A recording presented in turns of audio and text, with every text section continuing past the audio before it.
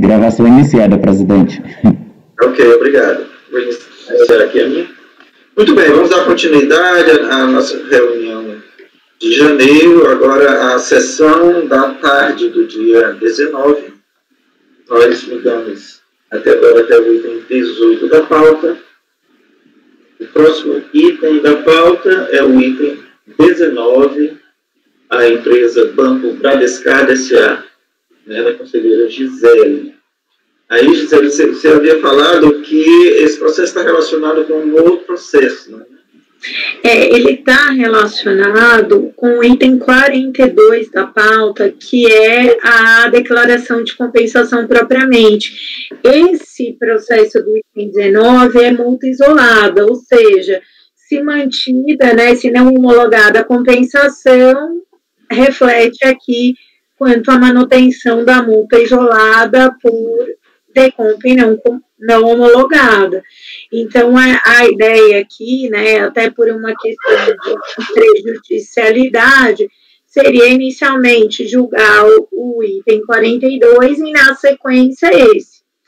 Em que pese o resultado do 42, sim, eu também já tenho e acabo reproduzindo aqui.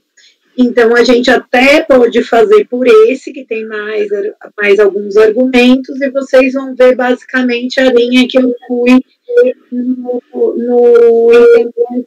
final do 1947. Aí, presidente, é contigo, se você quiser. Não, então vamos fazer o seguinte, vamos antecipar o item 42, certo? Porque ele digamos assim, o outro depende deste, Exato. O 19 depende do 42. Isso, vamos antecipar o item 42 da pauta, jogar o item 42 da pauta e seguida o 19.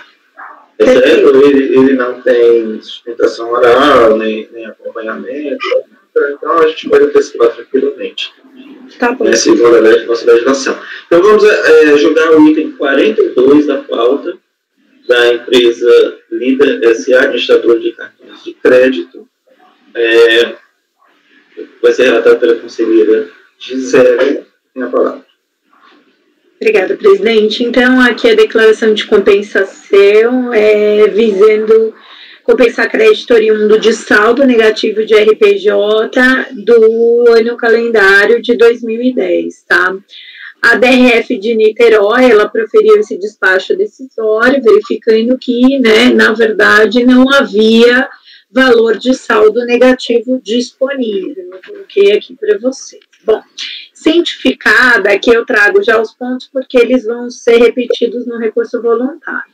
Então, a glosa do crédito decorre de mero erro material no preenchimento da Decomp, enviado em tal data, particularmente no que diz respeito à composição do crédito utilizado, saldo negativo. No caso em que as estimativas mensais apuradas ao longo do ano de 2010 foram liquidadas parte mediante a dedução do imposto de renda retido na fonte, o restante através do pagamento de DARFs de estimativa. Tais parcelas, obviamente, compõem saldo negativo e tudo bem, isso vocês vão ver depois na ficha. Da análise da documentação acostada,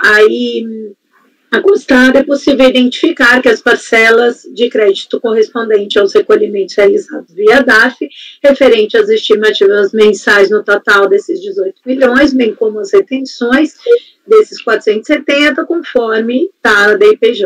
Frise-se que os recolhimentos acima são componentes do crédito de saldo corretamente declarado na DIPJ. A análise fiscal, portanto, cingiu o seu exame de informações insuficientes, tão somente daquelas contidas na Decomp, quando, de fato, comprova-se através da documentação aqui apresentada que o crédito é composto de valores pagos por estimativa, imposto de renda retido na fonte.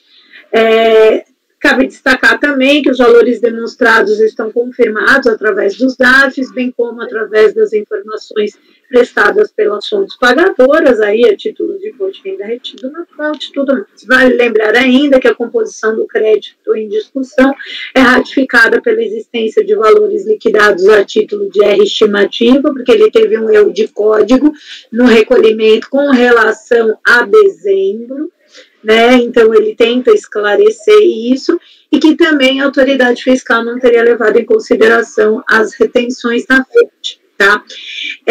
Diante desse cenário, ele estaria comprovando aí esclarecendo a legitimidade do direito creditor.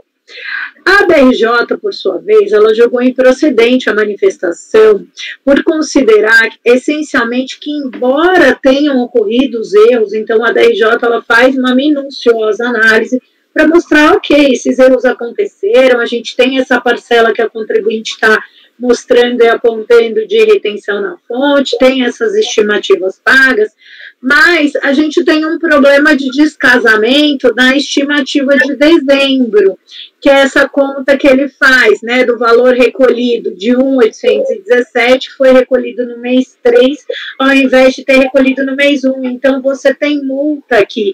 Essa diferença é de multa, o que acaba gerando um imposto a pagar, e não um direito, e não a formação de um saldo negativo. Cientificada da decisão, ela apresenta tempestivamente o recurso, ela reitera as mesmas razões e consigna que a DRJ se limitou a negar a existência do direito creditório da recorrente sob a alegação de que a documentação apresentada não demonstra de forma clara e segura que haveria saldo negativo. Bom, eu vou ao voto, tá, presidente? Então, o recurso voluntário é tempestivo e cumpre os demais requisitos. Ela argue uma preliminar de nulidade, no sentido de que o procedimento adotado pelas autoridades fiscais e cooperado pela DRJ é nulo, em razão da superficialidade da análise das informações para o reconhecimento integral. A gente sabe que isso não é elemento motivador, com base no 10.59 do decreto 70.235, então, no caso, eu não evidencio qualquer vício procedimental, processual, houve plena observância dos disciplinamentos, aqui ficou repetido, bem como das diretrizes constantes da legislação relativa à compensação. A contribuinte teve a oportunidade de exercer o seu direito de forma ampla, então eu considero que a contribuinte teve a oportunidade, estou repetindo tudo, e sendo assim, afasto a arguição de nulidade. Com relação ao direito creditório pleiteado, eu trago justamente a análise da DRJ, porque ela faz toda a composição, o que para mim me convenceu de forma muito clara, e a contribuinte ela não contrapõe esse cálculo e esses erros, né, uma vez que a DRJ confirma, ok, contribuinte, os erros apontados eu concordo com você. A retenção na fonte eu estou computando também, mas o que você está falando e que você está incluindo a título de estimativa de dezembro não é 1.800.000 e pouco, é 1.500.000 e pouco, porque afinal você está considerando que você pagou atrasado e essa diferença dos 300.000 e pouco, que gera um valor a pagar, ela está colocando como se ela tivesse pago integralmente, tempestivamente. Então, no fundo, a controvérsia vai girar muito em torno disso, tá? E para não cansar os senhores, eu vou aqui já nessa parte que está grifado, do próprio despacho da DRJ.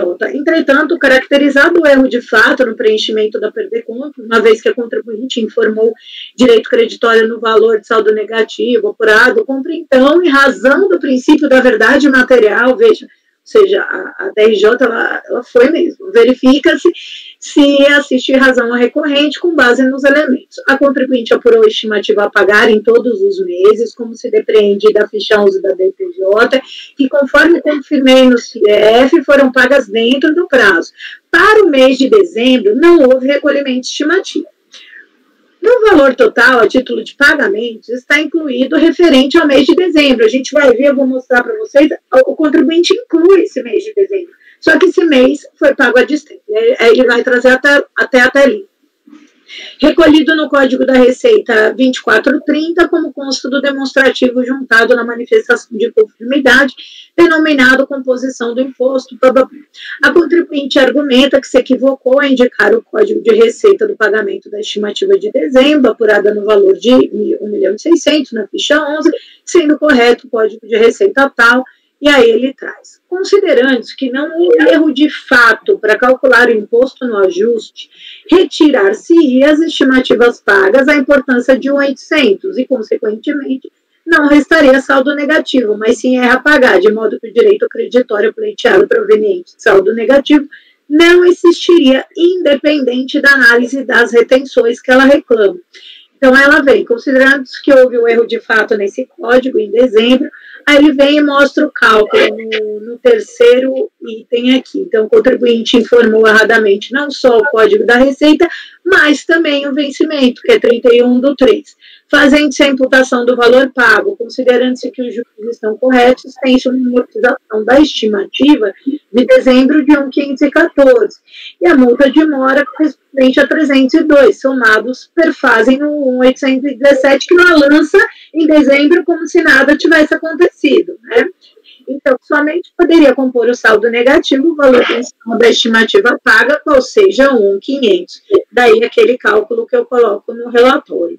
De fato, conforme bem elucidado pelo voto condutor, a hora recorrente computou o valor total de 1.817 a título de estimativa. Confira-se, isso daqui é o reproduzido da própria defesa da contribuinte, tá? Contudo, restou demonstrado que o valor recolhido de 1,8 e pouco, em verdade, faz a quantia de 1,500 e pouco, e a diferença corresponde à multa. Logo, é acertado o racional técnico trazido na decisão de primeira instância, vez que a contribuinte não poderia computar o total recolhido em atraso na composição do saldo negativo do ano calendário de 2010. No mais, conforme demonstrativo supra, também foi incluído o valor de 88 a título de retenção. Por sua vez, no recurso voluntário, a contribuinte limitou-se a arguir a suposta nulidade já enfrentada a supra, e quanto ao mérito, apenas reiterou os argumentos retóricos trazidos em sede de manifestação de conformidade e não apresentou quaisquer esclarecimentos adicionais ou documentação fiscal e contábil capazes de contrapor as razões constantes da decisão de piso, de forma a comprovar a origem do direito creditório pleiteado, bem como a sua certeza de liquidez, com base no 170 e o finalzinho. Então, no exposto, voto no sentido do recurso e no mérito negar-lhe provimento, é como voto, presidente. Ok. Debates? Temos a votação, né? Efigênio? Com a relatora, presidente. Acompanhe a relatora, presidente. Também com a relatora, presidente. Ok. Acompanhe a relatora, presidente. Também voto com a relatora, então o resultado fica negar provimento por unanimidade. Ok? Muito bem, então vamos retornar à nossa ordem original da pauta. Uhum. Julgado o 2, deixa eu só, esqueci de anotar aqui.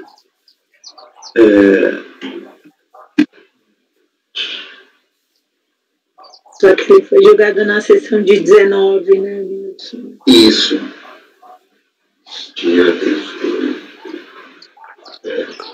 É o 19 agora, né? É 19. Hoje é 19. É já que a gente chega no 41. Tem muito repetitivo aí.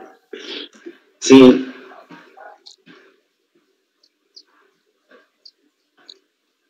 Anotei aqui no meu papelzinho, mas eu gosto de ter dupla anotação porque a gente às vezes se engana. Então vamos retornar ao item 19, não é isso? Perfeito. Deixa eu anunciar aqui, item 19 da pauta. A empresa é Banco Bradescar S.A. A relatora é a conselheira Gisele, que está com a palavra. Obrigada, presidente. Vamos lá. Aqui a interessada ela foi notificada do lançamento da multa por compensação não homologada, essa compensação que a gente acabou de julgar aqui, tá? O processo final 2012-47, item 42 da pauta, né? O qual está sendo julgado aqui conjuntamente. Então, eu pus a notificação e também fiz esse registro aqui. Cientificada, a interessada apresentou a impugnação na qual expôs alguns pontos aqui meio exaustivos. Primeiro, ela trouxe a questão de duplicidade de cobrança, uma vez que essa multa já estaria sendo exigida neste processo aqui final 1714. No mérito que o mérito da compensação é objeto desse que a gente acabou de julgar, que aguarda julgamento da manifestação e que poderá resultar na homologação da compensação e, portanto, resta evidente a impossibilidade de imposição de multa antes do término da discussão na esfera administrativa. Ela traz a decadência do direito do fisco de efetuar o lançamento tributário relativo à decompra transmitida, despacho decisório emitido há mais de 5 anos, impossibilidade de penalização da boa-fé do contribuinte a partir da interpretação do 136 do CTN, ilegalidade da concomitância da multa isolada com a multa de mora, que teria ocorrido bis in idem, violação dos princípios da proporcionalidade e da razoabilidade e ilegitimidade da incidência dos juros sobre multa isolada. Bom, a DRJ, por sua vez, julgou improcedente a impugnação, então ela colocou a questão da literalidade, né, da legislação para fins de aplicação da multa isolada, princípio da legalidade, a nossa vinculação, questão do 731, a possibilidade, né, da incidência aí de juros de mora sobre a multa de ofício. Bom, a recorrente ela apresenta tempestivamente, aqui tem esse despacho de encaminhamento do processo 2012-47, eu tive que buscar lá a tempestividade que é realmente ratificada lá, e isso me deu tranquilidade. O recurso voluntário ela apresenta, então, e reitera as razões de defesa trazidas em sede de impugnação, com exceção dessa alegação de duplicidade de cobrança, vez que a própria DRJ esclareceu e superou isso, não há duplicidade, então ela nem traz essa alegação aqui.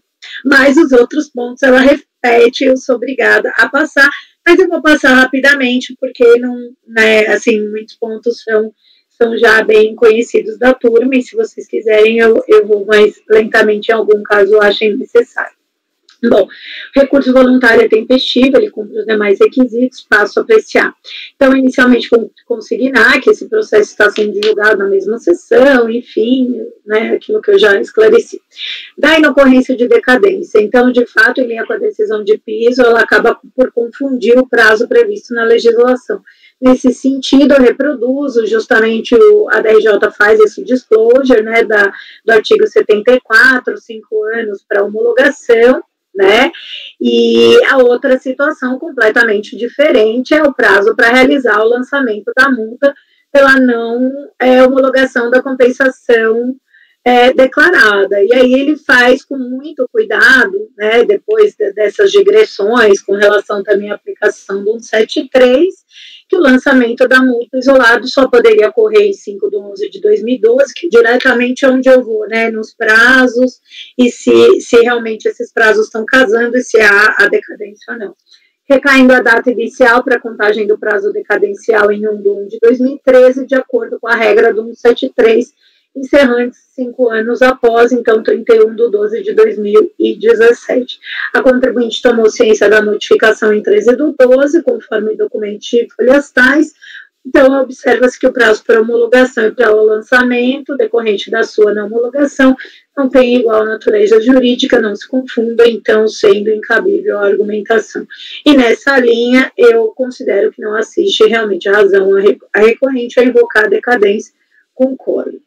Da análise de mérito do processo administrativo, né, porque ele joga essa vinculação. Bom, aqui, gente, eu até vou pular, porque a gente acabou de julgar, né, o item 42, eu trago principalmente essa análise para mostrar que houve essa composição pelo contribuinte do valor total, computando a multa, se vocês olharem aqui os itens 11, né, 12, 13, e mostro que realmente eu mantive a não homologação da compensação. Então, quanto ao mérito, propriamente, a homologação não vai acontecer da compensação, tá? Eu fiz por preciosismo, para não ter embargos, para deixar aqui registrado a razão de decidir de lá também. Da vinculação ao princípio da legalidade, ele traz razoabilidade, traz essa questão punitiva também, então, a gente já sabe aí, súmula 2 CARF, artigo 26A do decreto, né, a nossa vinculação. No mais, o artigo 74, com a redação de 62, expressamente determina o lançamento de ofício da multa isolada, no percentual de 50% sobre o crédito informado. Observa-se que essa penalidade continua prevista na redação atual, sendo irrelevante ser agora o percentual de 50% aplicado sobre o débito e não mais sobre o crédito, dada a identidade dos valores. E quanto à multa isolada de 50% por compensação não homologada, visa penalizar o contribuinte que tenha compensado o débito tributário com direito creditório inexistente. A multa de mora acompanha o tributo pago em atraso, assim como os juros de mora, conforme preceitua o artigo 61. Então, para mim, não tem bis in idem. No mais, também, que ele fala da boa-fé, né? Então, isso é salientar que a multa aplicada no percentual de 50% é exatamente dirigida ao contribuinte de boa-fé, pois nos casos em que restar configurada a má-fé pela falsidade da declaração apresentada pelo sujeito passivo no intento de compensar débito tributário com direito creditório inexistente, deve ser aplicada a multa de 150, nos termos do 18. Né? Logo, ao contrário do que entende a recorrente, entendo que esse posicionamento encontra respaldo no 136. O referido artigo é absolutamente claro ao dispor que a responsabilidade por infrações à legislação independe da intenção do agente, inclusive quando ela diferencia, né, que é esse caso aqui. Por fim, repita-se, em virtude do princípio da legalidade, cabe a essa relatoria observar a determinação legal. Então, aqui da legitimidade da incidência do juro sobre a multa, eu trago o precedente geral do STJ, né, que fala porque que a gente poderia até entrar em multa isolada, na multa de ofício, né, propriamente, a de 75%, mas aqui eu considero que essa matéria teria até amparo na inteligência, da inteligência, na súmula propriamente, na 108, e considero legítima a incidência de juros sobre a multa isolada também. Então, do exposto, volto no sentido de conhecer do recurso e no mérito negar e provimenta como voto, presidente. Eu acho que é isso. Com certeza. Obrigado, Gisele. Debates? Não. Vamos à votação, então. Aqui, gente.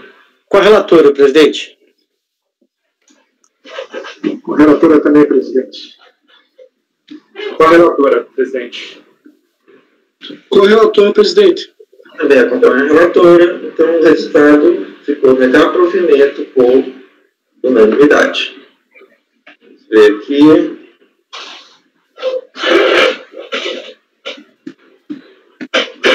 Hoje nós encerramos a nossa pauta de hoje, à tarde.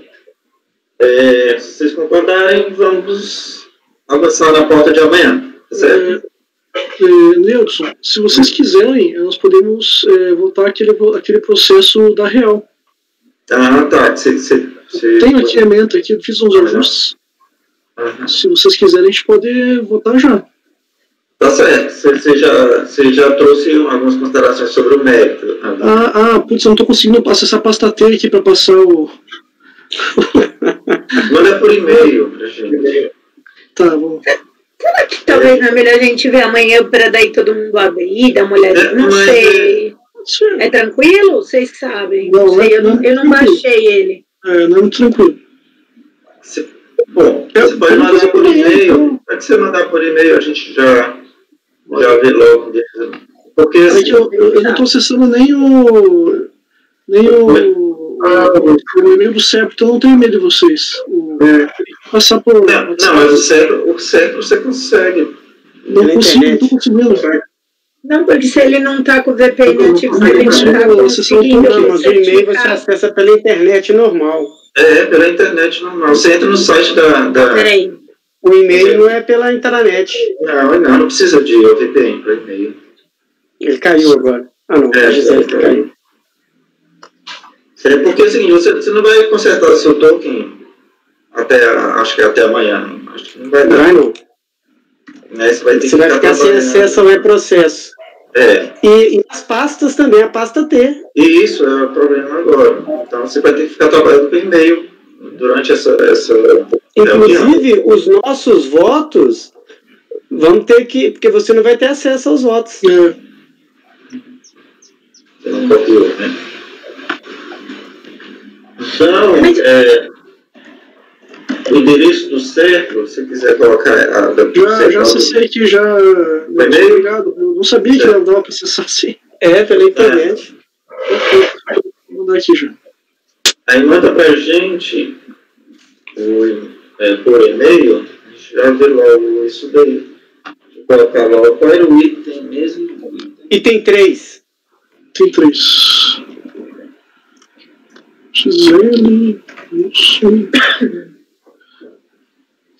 Dá pra não pegar o Wilson errado, tem mais de um no É caso. o Wilson Nakayama, né? Isso. É o outro Wilson, presidente da comissão de ética. Olha que você vai mandar pra ele. Sensacional, Wilson. Gente boa, fala com ele, ó, Wilson. É bravo, hein? Wilson é gente boa demais. Gente boa demais, ó. Deixa eu ver aqui. Só um instantinho.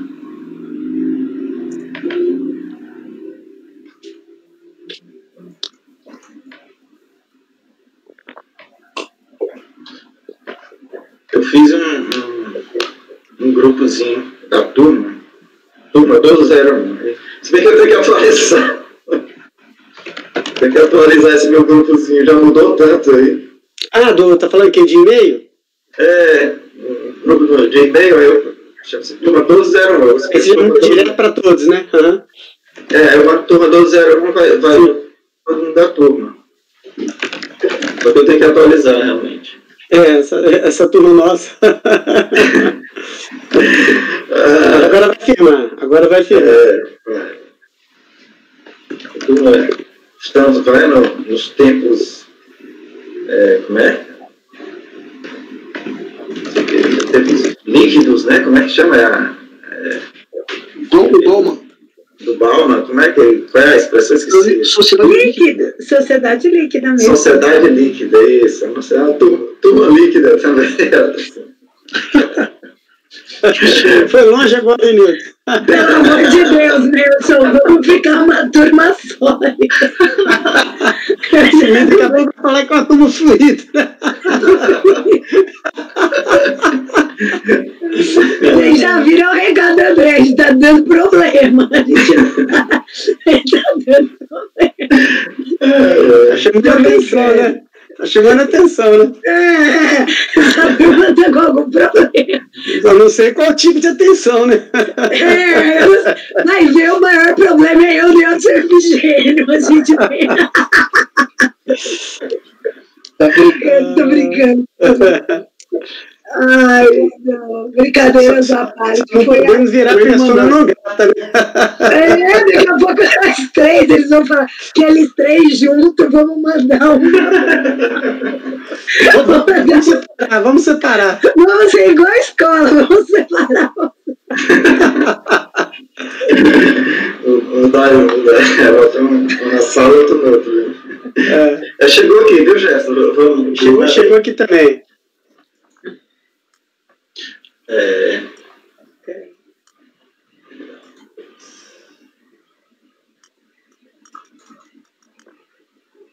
É sempre bom ter os votos assim, né? Preparados. Umas versões paralelas aí.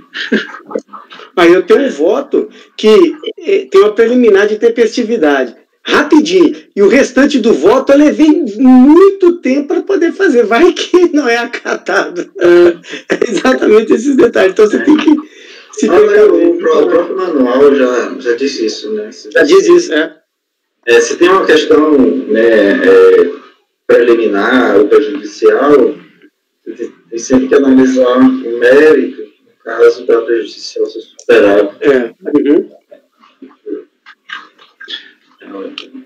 Tá prontinho, né? Então, vamos retornar. Posso pular o relatório, presidente, já que eu já havia feito ele pela manhã? Deixa eu só anunciar aqui para ficar gravado.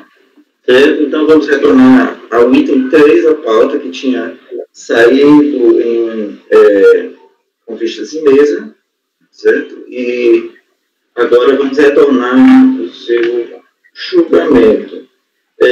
O relator é o conselheiro Jefferson, que já fez o relatório, certo? A dúvida era exatamente em relação a uma questão prejudicial que foi superada e agora, acho que sim, já se pode passar direto para o voto, né, nessa parte.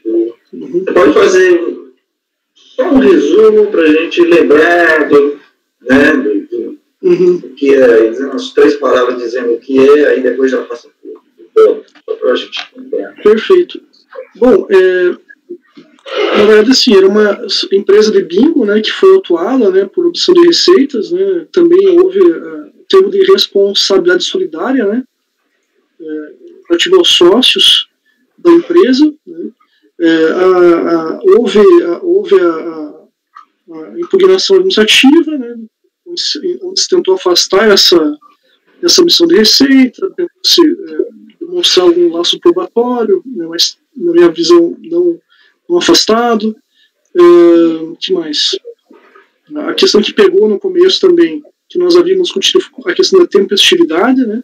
Eu faço até no começo do meu voto, eu faço um recorte, né, relativo ao passo a passo, né, que levou à citação por edital, né, e não logrando êxito o contribuinte, né, a recorrer no prazo, né, entendi por intempestivo o recurso voluntário do contribuinte.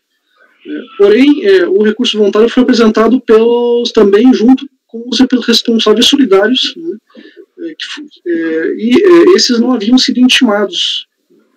E aí, por uma questão do princípio da eficiência, na minha leitura, né, até agradeço a contribuição dos colegas, né, que me ajudaram também nesse sentido de esclarecer essa questão, eu entendi que, para não prejudicar os responsáveis solidários que apresentaram recurso, eu supri essa necessidade e considerei tempestivo o recurso voluntário tão somente para aqueles interessados que foram rolados como responsáveis solidários, não para o não para a empresa.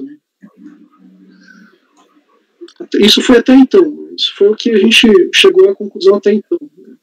Ótimo, obrigado. Aí, passo então a análise do mérito. Né?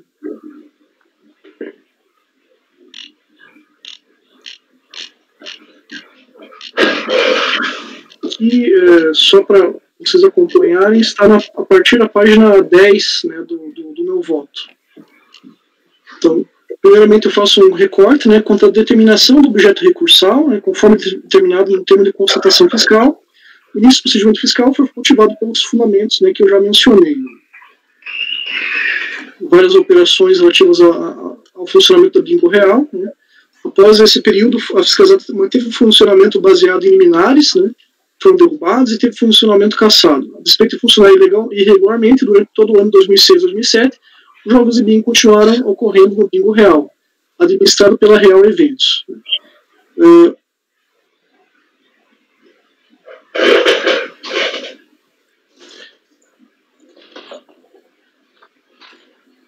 Em 14 de novembro de 2002, a Caixa Econômica Federal enviou ofício à Delegacia da Polícia Federal em Piracicaba para relatar que os relatórios denominados resumos de movimentos apresentados na prestação de contas, contendo os valores da arrecadação declarados pelos responsáveis pelo bingo real, no caso, o Real Eventos, no Rio Claro, confrontados com os laudos de acompanhamento de rodadas LAR, né, laudos de inspeção realizados na casa de bingo pelos auditores fiscais auditores da Caixa Econômica Federal, apresentavam fortes indícios de irregularidades. Em ofício datado de 10 de 8 de 2006, a Caixa detalha método utilizado na aferição do movimento dos bingos e lembra que, desde o dia 31 de dezembro de 2001, as atividades da mesa ficaram restritas à fiscalização das casas de bingo com a autorização ainda em vigor, somente até a data da sua expiração, que ocorreu ao longo do ano de 2002. E no caso da Real Eventos, né, tendo cessado, após essa data, a prática de qualquer ato interferente com essa atividade. Em vista dessa comunicação, a Receita Federal do Brasil foi intimada pela Justiça Federal a apurar as irregularidades apontadas através de ofício datado de 4 de outubro de 2007. Nesse sentido, é relevante destacar, conforme o termo de constatação fiscal, que foram lançados 3 créditos tributários, um referentes a depósitos não identificados, outros referentes à omissão de receita da atividade e ainda um referente à cobrança de IRR-fonte utilizado como dedução de IRPJ devido, em formato de PJ, cujos valores não foram comprovados, acarretando o valor declarado em DSTF de PJ menor. Quando o valor da receita informado pela empresa foi superior ao valor apurado na atividade, a omissão foi considerada como omissão por depósito não identificado. Quando o valor informado foi inferior ao apurado como da atividade, a omissão foi considerada omissão de receita da atividade. A tabela 6 relaciona as bases lançadas e a tabela 7 os valores de impostos calculados a menor. Assim, foram sobre as práticas verificadas pela fiscalização, quanto às condutas praticadas pela empresa, foram realizados 3 lançamentos diferentes, por fatos distintos. O primeiro referente a depósito não identificado, o segundo referente à omissão de receita da atividade, e o terceiro lançamento referente à cobrança de RR-fonte utilizado como dedução de RPJ devido. O acordo recorrido, no entanto, apresenta a seguinte informação. Trata-se de analisar o lançamento relativo ao RPJ e reflexo do ano de calendário 2006-2007, em que se apurou a omissão de receita com base em depósito bancário em contas de terceiros, cuja origem não foi comprovada, omissão de receita da atividade correspondente ao bingo cartela e máquinas caça-níqueis, apurado mediante confronto com a receita informada da Receita Federal, e a RR-fonte utilizada como dedução de RPJ devido informado em DPJ, cujos valores não foram comprovados, acarretando o valor declarado do STF de DPJ menor. O contribuinte não contestou as infrações número 2 e 3, tampouco o valor dos tributos lançados. Nesse sentido, dispõe o decreto 7235 de 62, artigo 17. Considera-se não impugnado a matéria que não tenha sido expressamente contestada pelo impugnante. Em consequência, o método da autuação não poderá ser levado à discussão no órgão superior de jurisdição administrativa por não ter havido pré-questionamento na peça impugnatória. Dessa forma, deve-se declarar definitiva a exigência de tributos abaixo demonstrados acrescidos de juros de modo muito difícil de 75%. Na minha leitura, existe razão neste ponto ao acordo recorrido, pois na impugnação administrativa verifica-se que sobre a omissão de receita da atividade correspondente a bico, cartela e máquinas caça-níqueis, apurada mediante confronto com a receita informada da Receita Federal, enquanto a RR-fonte utilizada como dedução de RPJ devido, informado de PJ cujos valores não foram comprovados, e que acarretou no valor declarado desse TF de PJ menor, não há qualquer impugnação específica a esses pontos, mas tão somente a omissão de receitas com base em depósitos bancários em conta de terceiros, cuja origem não foi comprovada. Portanto, entendo que assiste razão ao entendimento do acordo recorrido na aplicação do artigo 17 do decreto 70.235/72. Portanto, o objeto da pretensão recursal se limitará à omissão de receita com base em depósitos bancários em conta de terceiros, cuja origem não foi comprovada nos termos da delimitação do acordo recorrido. Quanto ao mérito, portanto, passo a analisar nas linhas seguintes. Sobre a omissão de receitas por depósitos bancários de origem não comprovada em conta de terceiros. Consta, no termo de constatação fiscal, o seguinte procedimento levou à conclusão de que houve omissão de receitas praticada pelo autuado após ter realizado intimação solicitando documentos. Logo, a presunção da omissão de receita foi verificada pela autoridade autuante com fundamento no artigo 42 da Lei 9430 de 96, que também base no artigo 849 do Rio, 99. Sobre a omissão de receitas constatada, o acordo da RJ também esclareceu que trata-se de uma presunção legal de que os valores creditados em conta de depósito ou de investimento mantido junto à instituição financeira não comprovados com documentação hábil e idônea constituem receita omitida.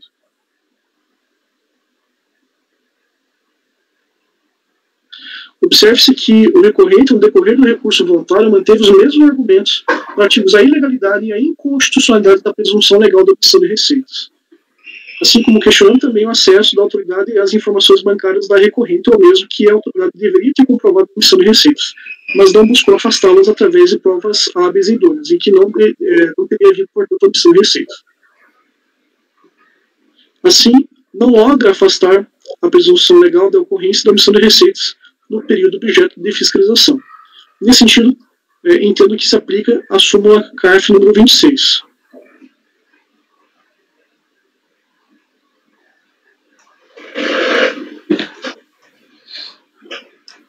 E aí colocação também que já decidiu, a terceira Câmara da segunda turma, primeira sessão do julgamento no meu sentido, ocorrendo a inversão da ônus da prova, que deve ser afastada pelo contribuinte, mediante comprovação hábil e idônea. E, portanto, não havendo êxito no afastamento dessa presunção, entende-se que resta configurada e comprovada a omissão de receitas. Ainda é importante mencionar que a proposta de que a alegação de inconstitucionalidade do artigo 42 da Lei 9430 foge da esfera da análise dessa instância administrativa, Nós temos o artigo 26A do Decreto 7235 e também nós temos a súmula CARF número 2. Ainda, sobre a aplicação da multa qualificada, né, o item 3, a recorrente questiona a aplicação da multa por não ter sido comprovada a fraude, segundo o entende. Assim, não poderia ser aplicada a multa qualificada diante da mera presunção.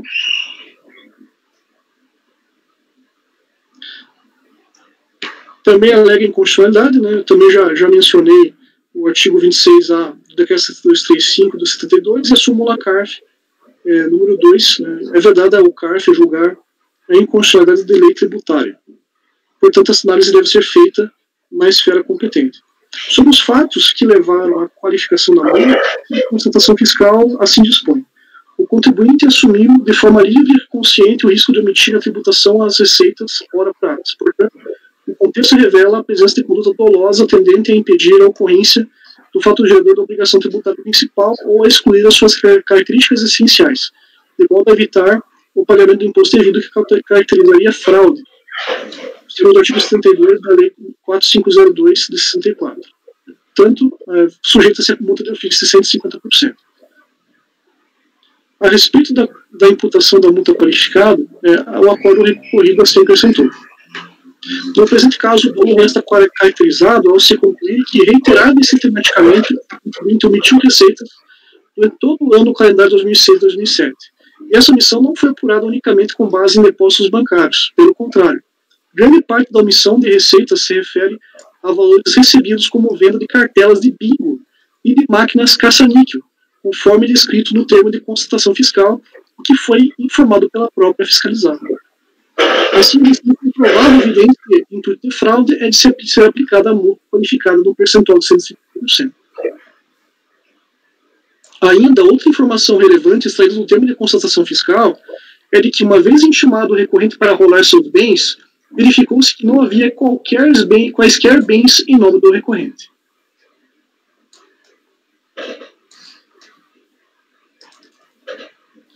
Logo, entendeu o acordo recorrido, na esteira das conclusões do termo de constatação fiscal, que a simples omissão de receitas que não tiver origem comprovada não teria condão de levar à aplicação da multa qualificada, mas outros fatores, como o sucessivo em que as omissões ocorreram, e o fato de que grande parte da omissão da receita decorria de valores recebidos com venda de cartelas de bingo e de máquinas caça-níquel, levou à constatação da fraude e a identificação do dolo específico do contribuinte nesse aspecto. E aí, primeiramente, a respeito da qualificação da multa, em situações como fraude, simples omissão de receita, não tem o condão de, por si só, levar à qualificação da multa. Nós temos a súmula CARF número 14 e súmula CARF número 25. Colação também um acordo, né, que colabora com esse entendimento, porém, entendo que a situação inteira enquadra-se justamente na hipótese de que o contribuinte realmente fez um esforço adicional para a ocupação da omissão de receitas, inclusive utilizando-se de artifícios como venda de cartelas de bingo e de máquinas caça-níquel para omitir a real carga tributária do recorrente. E aí faço uma menção ao artigo 71, 73 da Lei 4502 de 64, né? Também menciono o artigo 44 da Lei 943 de 96, né, sobre a aplicação da multa qualificada. Faço aqui também uma menção breve, né, sobre os artigos 1 e 2 da Lei 8137 de 1990, embora não seja objeto de análise desse processo. E, portanto, na minha leitura, o dolo, a conduta ela foi bastante demonstrada, né, através da omissão deliberada de receitas durante o período de 2006 e 2007, pelos artifícios usados para tais omissões, como a utilização de eventos de carteiras de bancos e internet no pensamento, cujas operações sabidamente dificultam a fiscalização e a apuração dos valores obtidos. Aí menciono também o artigo 137, 123, inícios 123, da responsabilidade subjetiva, né, como exceção à regra geral da responsabilidade objetiva, previsto no artigo 136 do CTE.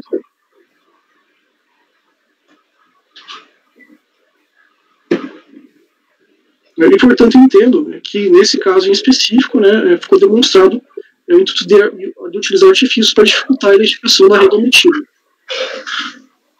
E, portanto, entendo que a imputação da qualificação da multa foi aplicada corretamente nos termos do artigo 44, parágrafo 1º da Lei 9430 de 96. Quanto ao item 4, ou seja, quanto à responsabilidade solidária, aí também tem outras questões que eu queria trazer aos senhores. Quanto à imputação da responsabilidade solidária, em termos de constatação fiscal, só se foram considerados responsáveis solidários para a representação fiscal para fins penais, tendo em vista a grande movimentação financeira apurada em conformidade com o artigo 124 do CTN, lavando-se termos de sujeição passiva solidária. Faço aqui uma menção ao artigo 124 e ao artigo 135, né, como fundamentos legais da sujeição passiva solidária. A impugnação administrativa, por outro lado, questionou a responsabilidade solidária nos termos do artigo 135.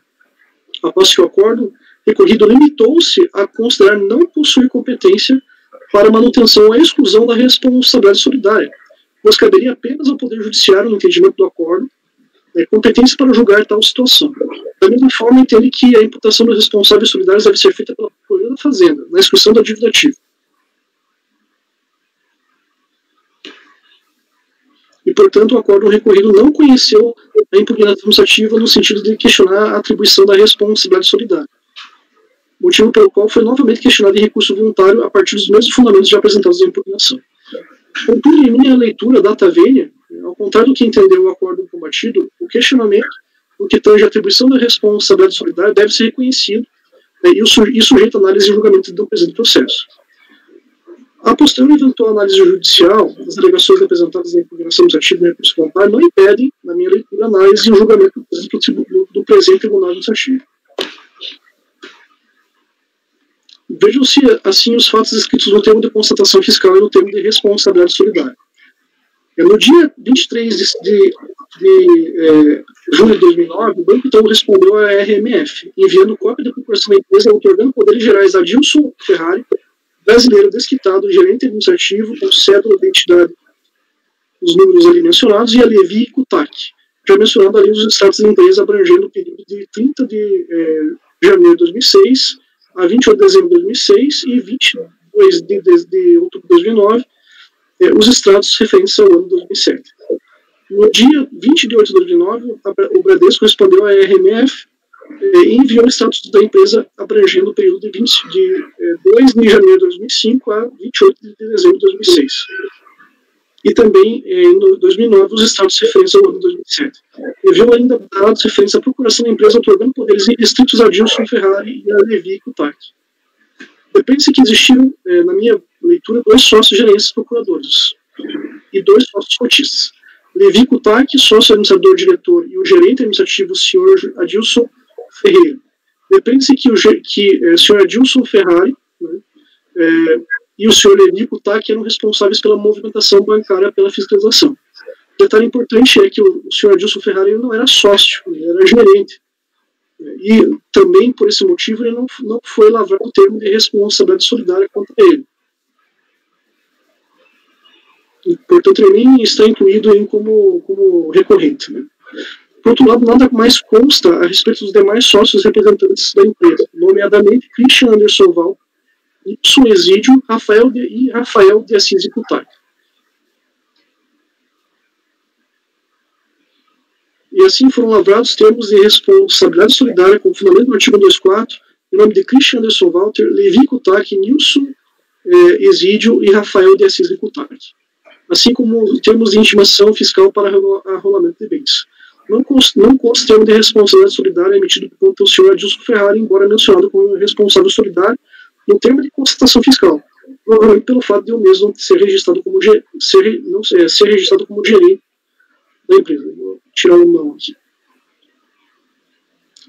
Curiosamente, para todos os responsáveis solidários indicados, consta o seguinte mesmo fundamento, que eu fiz aqui basicamente um print, né, do fundamento pelo qual houve o termo de responsabilidade solidária, né, que é bastante genérico, inclusive. E não por acaso a impugnação administrativa e o recurso voluntário foram interpostos pelos responsáveis solidários assim mencionados.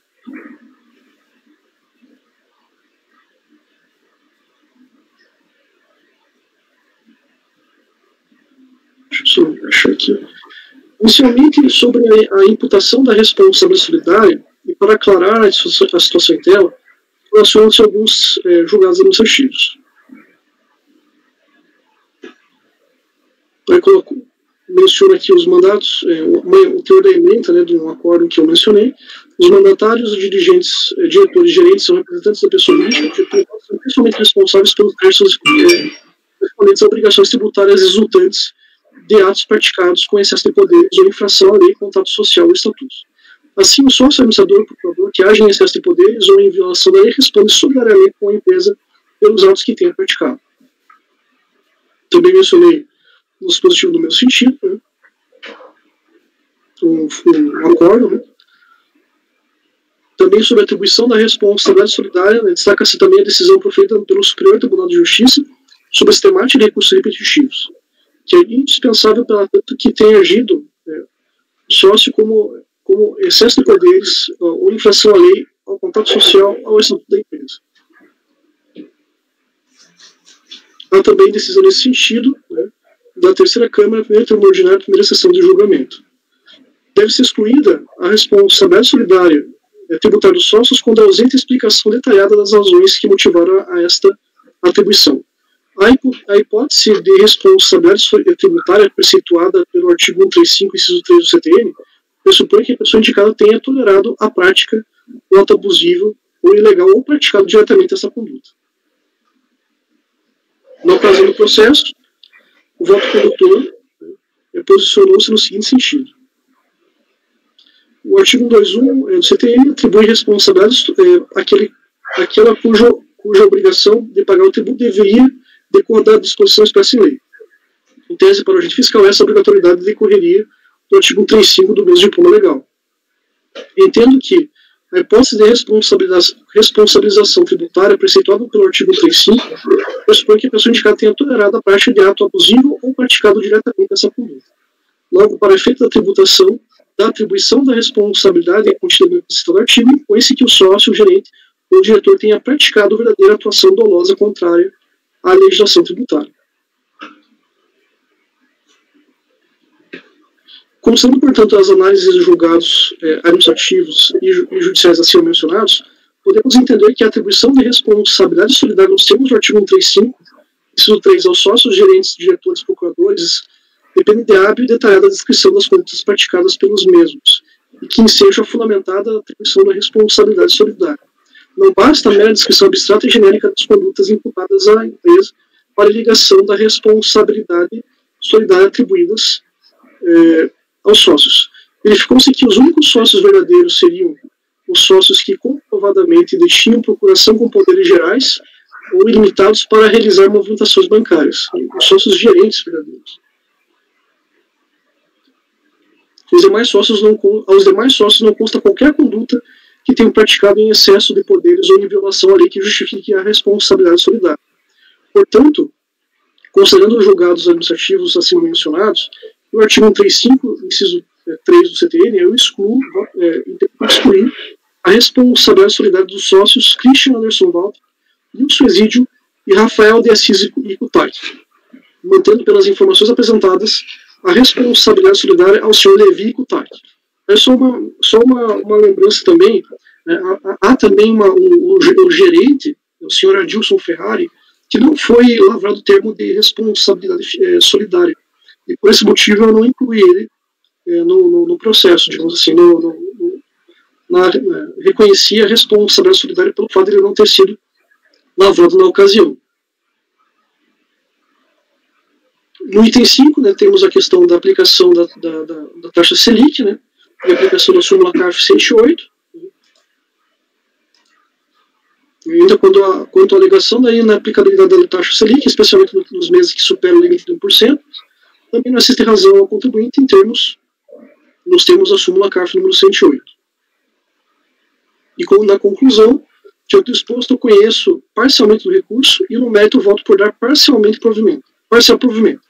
Para preliminarmente não conhecer o recurso voluntário apresentado pelo contribuinte, por intempestivo, mas reconhecer como tempestivo o recurso voluntário apresentado pelos demais interessados, e no mérito manter o lançamento respectivo quanto às condutas praticadas, manter a multa qualificada de 150% nos termos da legislação vigente, no que tange a responsabilidade solidária, com fundamento nos artigos 124 e 135 do CTN, excluir a responsabilidade solidária, com fundamento no artigo 135, inciso 3 do CTN, os senhores Christian Anderson Walter, Nilson Exídio, Rafael de Assis e Kutak, mantendo pelas informações apresentadas, o senhor Levi Kutak quanto responsável solidário junto ao contribuinte. É como voto, presidente. Ok. Dando uma olhadinha aqui, se eu tiver. Gisele. Jefferson, estava vendo aqui o tal do termo de constatação, porque, assim, um ponto muito importante que, para mim, pesa é como a autoridade fiscal, de fato, enquadra, né, de um lado, a imputação de responsabilidade, de outro, realmente, a qualificação da multa. Quando eu vou, né, no termo de constatação, ele pega e fala, olha, ele aplica de forma genérica o artigo 44, houve sonegação, não só porque omitiu receitas a partir do depósito, mas por conta do caça-níquel e da venda de cartela de bingo. Então, teria esse mercado paralelo em dinheiro, digamos assim, que não circula em conta nenhuma e que, por consequência, geraria uma certa ocultação. Mas, ainda assim, o termo de constatação não entra a fundo nisso. Ele simplesmente junta, né, faz menção ao anexo do relatório e pronto. E o mais doido é que, quando você olha a decisão da DRJ, ela fala de qualificação, mas no final do dispositivo, se vocês olharem, ela bota a multa de 75%. Então, ela vai, mantém a qualificadora e no dispositivo e no acórdão membros, deem uma olhada. Ela bota a multa de 75%. Tá bom, a gente pode até considerar isso um erro formal. Só estou dando uns highlights aqui para a gente pensar em conjunto. Por outro lado, você está mantendo a responsabilidade do Levi. Eu não consigo manter a responsabilidade de ninguém, nem dele.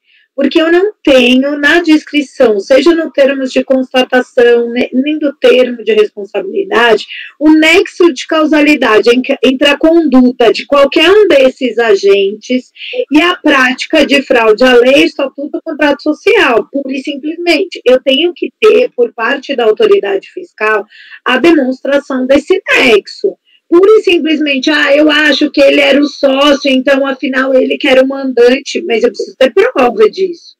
Então, assim, do mesmo jeito que, tá bom, o próprio contribuinte, eu entendo, né, se a gente for ser, assim, moralista, tá bom, a cartela de bingo, mas, assim, veja, me incomodou, eu sou muito sincera com vocês, a forma, e a gente tem outros autos de infração, tantos que a gente trabalha, outros tantos termos de verificação e constatação fiscal, com um cuidado muito mais detalhado nesse tipo de conduta dolosa, principalmente, a gente viu até um de vocês aí, né, do 150, do 75, mostrando exatamente onde tinha o dolo, naquela questão dos transportes.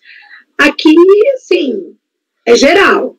E a responsabilidade idem. Eu não consigo ver a diferença do Levi. Então, é isso que eu queria te ouvir, Jefferson, porque eu estou um pouco desconfortável frente ao termo de constatação e ao auto de infração. Não que, assim, se a gente for pelo contexto, tá, gente, do caso, já, putz, afinal, deveria, tem o intuito.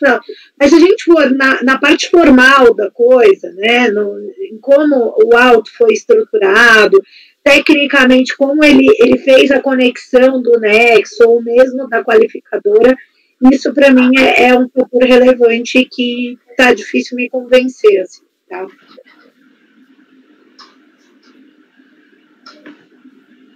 Eu queria fazer uma colocação que ele já responde. Você perguntou para o Jefferson? Gisele. Eu já fazia. Pode ir. Porque aí ele já faria uma. Que ele levantou, Jefferson. Se eu pudesse colocar. Posso, presidente? Que ele, se ele fosse responder. Porque olha só, vou tratar primeiro da sujeição passiva.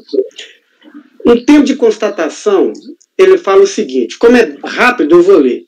Tendo em vista os fatos relatados nos itens 8 a 12 da grande movimentação financeira, apurada de acordo com o 124/35, lavou os termos de sujeição passiva, consciência para o representante sócio-gerente.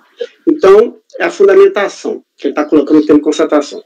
Perfeito. Agora, é uma peça fundamental E aqui eu faço questão de ressaltar que para a própria Receita Federal tem norma específica determinando que ele tem que fazer a sujeição passiva, fazer a descrição dos fatos, elencar tudo. Por quê? O sujeito passivo, o responsável solidário, ele vai ter, qual que é o termo de verificação fiscal para o solidário? É o termo de sujeição passiva. Então ele tem que saber para ele poder se defender. Aí, o que ele coloca no do Levi que foi mantido? Foi verificada a movimentação financeira divergente dos valores declarados pela empresa e conduta em desacordo com a legislação na administração da empresa, visto a manutenção de atividade, jogos eletrônicos e bingo, com indícios de subfaturamento apontado pela Caixa Econômica Federal e ofício do Ministério Público. Ante o exposto, restou caracterizada a sujeição passiva solidária. Aí, nesse ponto que eu vejo, nós já até debatemos aqui, tem casos, e acredito que esse talvez seja um caso que provavelmente isso aqui é uma fraude, tá lá e tal. O problema é o seguinte, eu consigo trazer essa fraude para esse termo de sujeição passiva?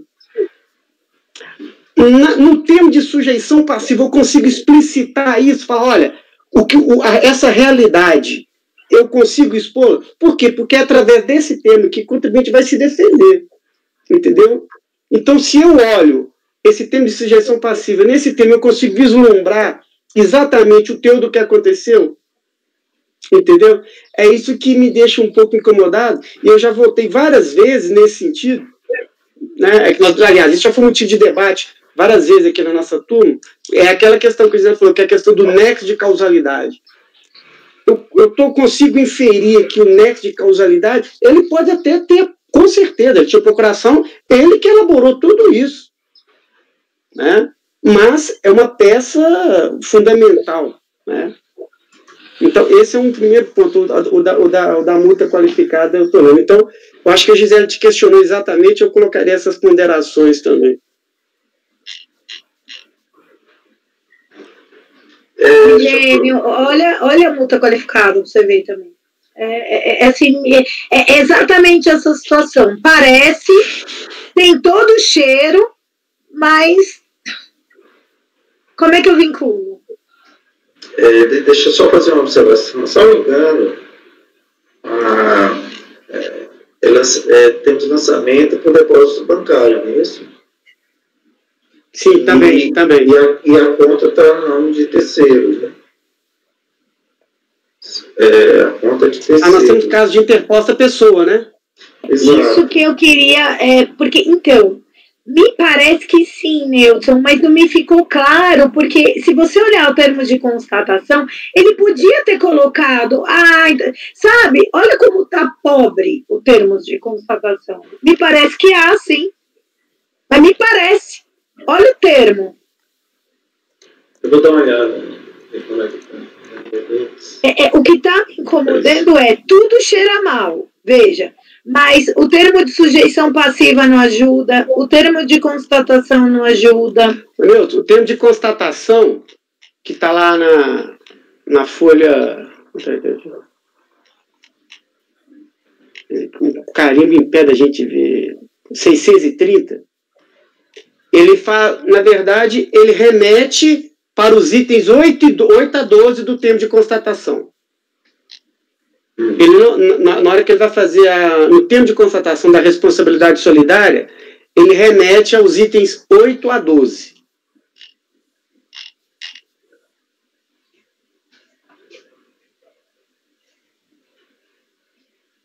Mas ainda assim, Efigênio...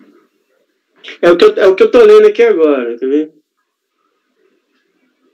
Agora que eu abri o processo.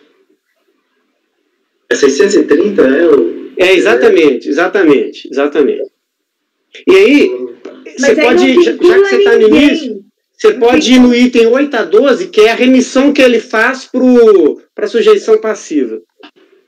Mas veja, Efigênio, ele não remete a ninguém. Ele não faltou para ele aqui. Isso é um item que eu tenho, assim, que eu acho que na hora da lavratura, isso aqui, pelo esboço, nós temos todos os elementos para caracterizar. Só que não foi caracterizado. É isso. É simples como isso. E se você lê o 8 a 12, Efigênio, ele não coloca um nome de um dos responsáveis. É isso que eu estou verificando aqui. E quando você... E faça esse exercício para a multa qualificada. Você vai ver.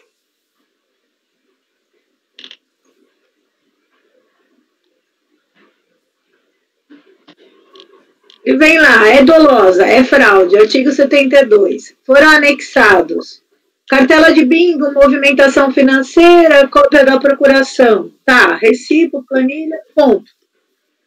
Cadê a interposição fraudulenta? Me parece que tem, cheira a ter. Mas ele não... Todo termo de verificação e constatação, quando tem interposta a pessoa, eles deixam evidente, justamente para a gente não ter dúvida na imputação do 150. E aí a aplicação cara crachá da súmula CARF. Então, eu não preciso nem de muita argumentação, é só demonstrar a interposição. Perfeito, né? Efigênio. Por quê? Por que não tem? O meu questionamento é esse. Pode ter, cheira mal, mas como é que eu vinculo? A descrição também da multa de 150... Puxa. Sofrível, sofrível.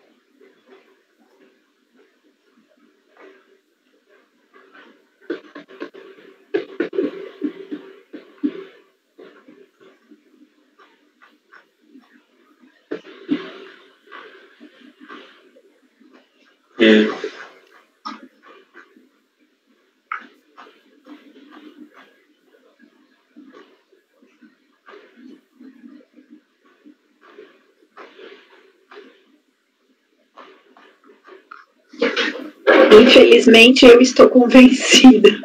Infelizmente.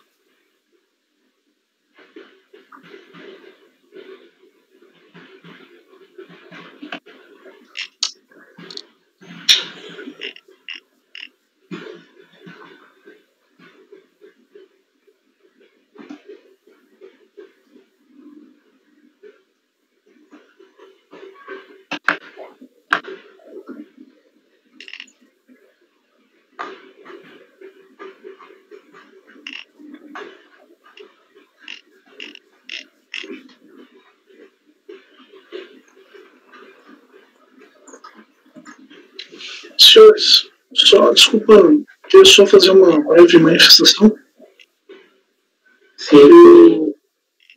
Em relação à questão da responsabilidade solidária mesmo, eu me inclino a concordar com a Gisele mesmo, no sentido de que a imputação clara entre as condutas, né, e o sócio-sujeito não foi feita, né?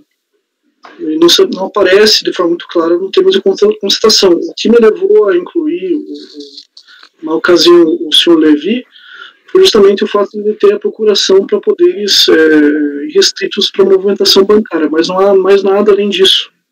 Faltou o nexo. Então, eu estou inclinado a mudar meu entendimento nesse sentido, acompanhando aí o entendimento da Gisele, excluindo também o devido da responsabilidade solidária.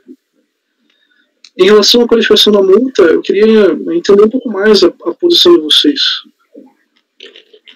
Tá, eu tô analisando a questão da multa qualificada aqui, Jefferson.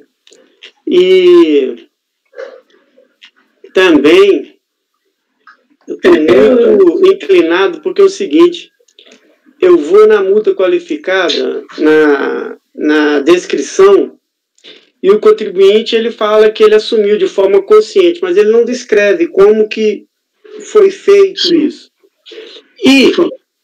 E aí, quando ele fala do crédito tributário, por exemplo, quando foi apurado o crédito tributário, se ele fizesse no crédito tributário falar que a forma como foi apurado tivesse algum artifício com uso de interposta pessoa, poderia até fazer esse link.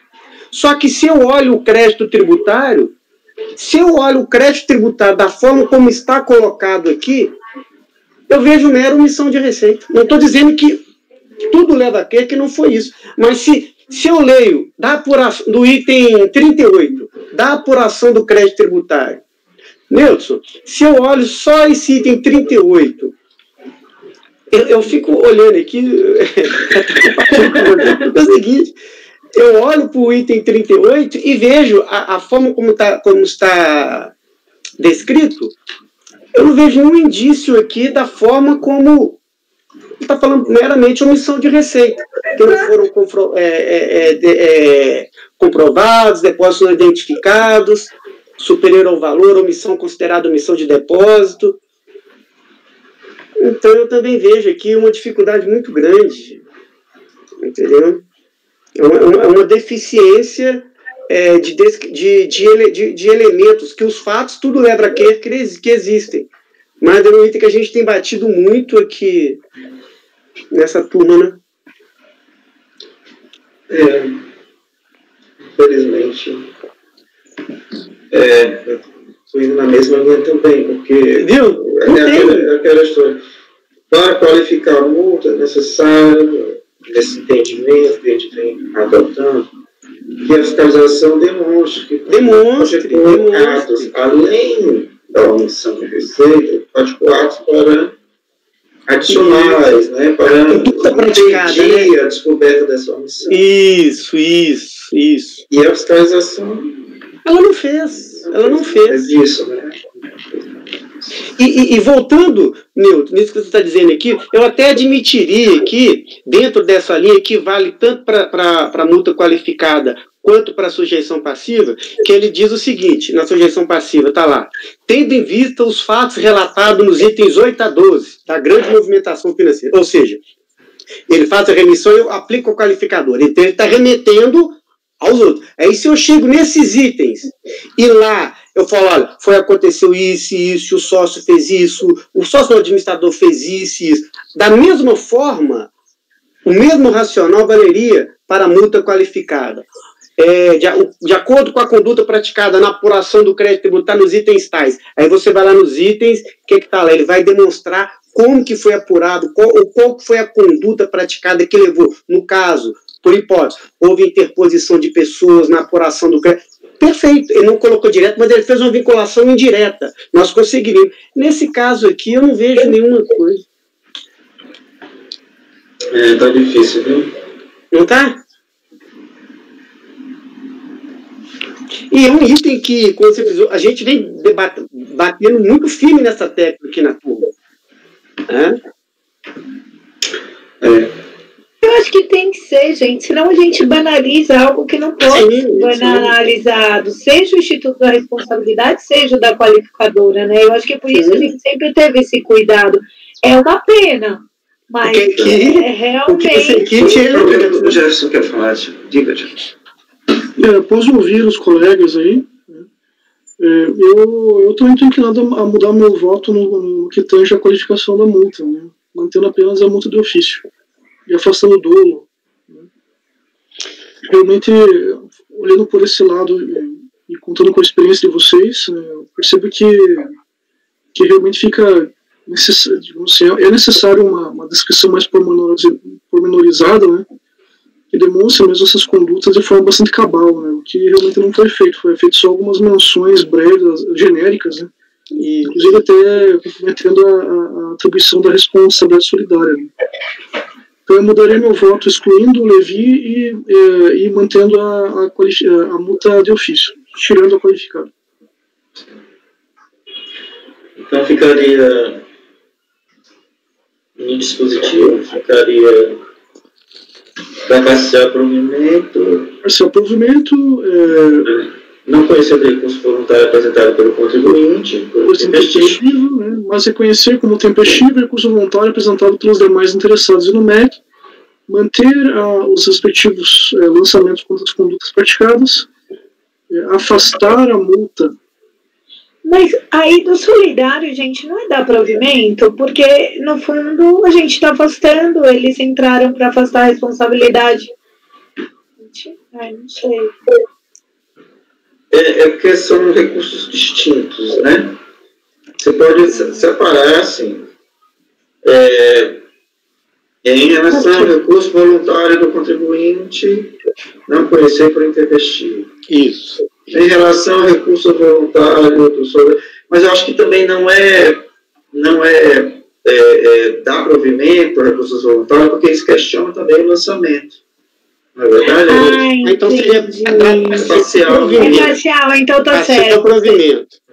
Para excluir somente a multa qualificada e a responsabilidade solidária de todos os responsáveis. Para excluir a qualificação da multa. A qualificação da multa. A qualificação e afastar a responsabilidade. De todos os... Mas era isso que o Gerson estava falando. Tá certo, desculpe. É isso aí. Foi assim que eu coloquei aqui. Só fiz umas correções pontuais no dispositivo. Tá certo. Mais alguma observação? Considerando essas alterações que o relator nos trouxe no seu voto, algum comentário? Não, né? Ok, vamos à votação, então, Efigênio. Presidente, eu acompanho o relator, só dou uma sugestão para quando ele for fazer o voto, só frisar bem aquela questão do nexo de causalidade, a descrição dessas condutas e tal, tá? E acompanho o relator, presidente. Perfeito, Efigênio, principalmente, Jefferson, trazendo esse teor do termo de constatação fiscal e do termo de sujeição passiva, porque isso acaba nos deixando bem confortáveis quanto a afastar a responsabilidade, e acompanha o relator. Certo. Wilson? Eu acompanho o relator. Ok. Também acompanho o relator, presidente. Certo. Eu acompanho o relator também. Agora eu vou ter que escrever aqui.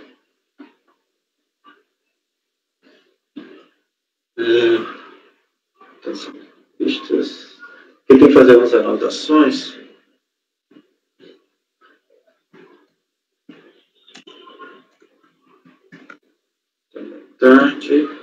Então seria não conhecer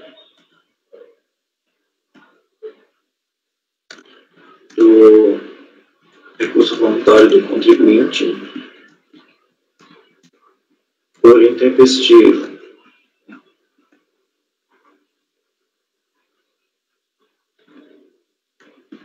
Conhecer do recurso voluntário dos responsáveis.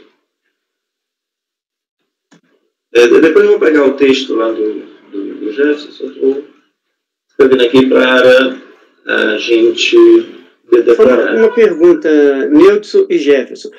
O recurso voluntário do solidário foi apresentado junto com o do contribuinte? Sim. Tá, porque é o seguinte, você fala o seguinte, ó, conheço parcialmente, na sua conclusão, eu conheço parcialmente do recurso e depois, preliminarmente, você não conhece parcialmente, não conhece o recurso voluntário do contribuinte. Por isso que eu perguntei. Aí fica... Porque você conhece parcialmente e depois você não conhece, mas é dentro do conjunto, como for um recurso só. Entendeu? Não, é bom, é o mesmo texto? Todos assinam? o mesmo texto ou são textos distintos? Peças distintas? É isso que eu estou perguntando. É o mesmo, é a mesma peça, a única É peça. a mesma peça, né? Ah, Então fica ok. certo. A mesma peça, né? É só uma dúvida, como é que vocês sugeririam aqui para colocar diante do exposto voto para conhecer parcialmente do recurso, apontando a intempestividade do recurso da contribuinte? Acho que ficou meio esquisito aqui. É esse que eu estou chamando a atenção. Mas, por que não faz o seguinte, por exemplo, analisa cada recurso do contribuinte e dos solidários isolados. Não conheço o recurso voluntário do contribuinte, por causa disso, disso e disso. E conheço parcialmente o recurso voluntário dos responsáveis solidários. É uma peça conjunta, mas no desfecho trata de forma isolada. Aí não gera nenhuma dúvida. Sugestão. Seria mais ou menos assim, nessa sugestão do Virgínio. Perfeito. Dentro do exposto, não conheço do recurso voluntário do contribuinte por intempestivo. Conheço do recurso voluntário dos responsáveis solidários para dar provimento parcial, e aí diz, né, para exonerar a qualificação da multa de ofício e para exonerar a responsabilidade solidária. Né? Mais ou menos assim.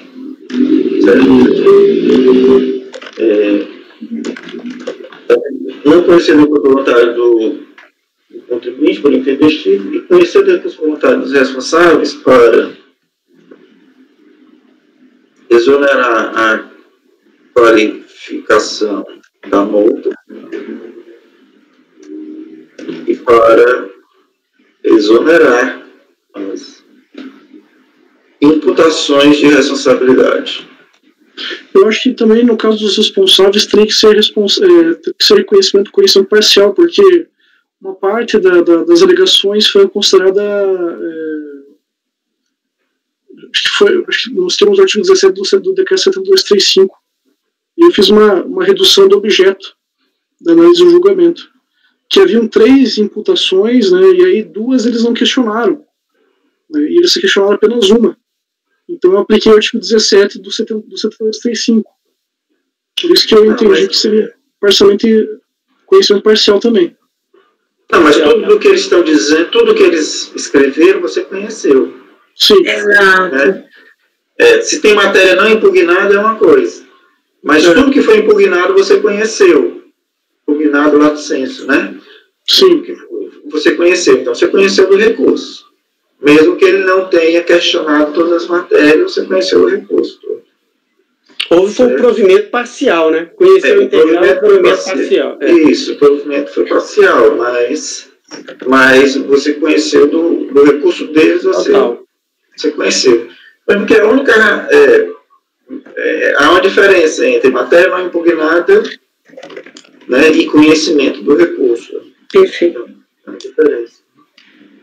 É porque, no fundo, a partir da hora que você enfrenta e analisa, você está conhecendo, não é conhecimento parcial. Você pode dar o não provimento ou dar parcial provimento quanto aos pedidos, ainda que você também não tenha que enfrentar todos os pedidos, né, todas as razões trazidas pelo contribuinte. A gente costuma enfrentar para não dar embargos, mas a gente sabe que também nem precisaria, né? E não é isso que invalidaria a decisão. Certo. Então, eu vou declarar aqui o resultado do julgamento. Nelson, eu vou colocar aqui só para facilitar, eu coloquei aqui no chat, vocês verem como ficou. Colocou onde? Eu não entendi. No chat? No chat. Tá. Eu não posso abrir o chat para alterar aqui a gravação, eles recomendam não abrir. Mas eu vou declarar aqui o resultado. Se não tiver ok, aí você fala, certo? Perfeito. Então, acordado, né, não conhecer o recurso voluntário do contribuinte por intempestivo e conhecer do recurso voluntário dos responsáveis tributários e dar parcial provimento para exonerar a qualificação da multa de ofício para exonerar as imputações de responsabilidade por unanimidade.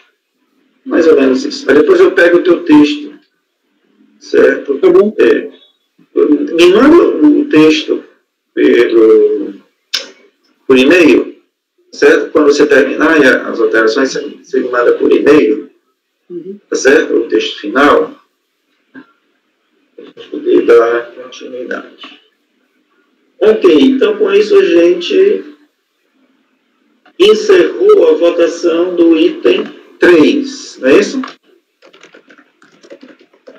O item 3 da pauta, Real Eventos Rio Claro. Pronto, vamos retornar aqui. Temos algum tempo, até que horas a gente fica, gente, hoje? Vamos embora, né, gente? Vocês não acham que dá para dar uma adiantadinha aí, simpática? Muito bem, se alguém tiver algum compromisso, tá tudo bem? Tranquilo. Vai? Tá certo, porque aí a gente já anteciparia algum processo de amanhã, não é isso? Ok. Exatamente. Deixa eu combinar aqui com... Por exemplo, tem um paradigma do Efigênio aqui que é uma beleza. Pois é. Com o Alberto, falta 3. Bom, eu acho que dá... O que você acha, Efigênio, esse primeiro aí, Braceiras, né? Braceiras é tranquilo. Então, Tranquilo. Ok. Então, dando continuidade à nossa sessão de julgamento, né, de 19, parte da tarde, eu vou antecipar, então, o julgamento de alguns processos da pauta de amanhã pela manhã, certo? Começando com o item 20 da pauta, a empresa Braceiras S.A. Indústria e Comércio, e vai ser relatado pelo conselheiro Efigênio, que tem a palavra. Obrigado, presidente.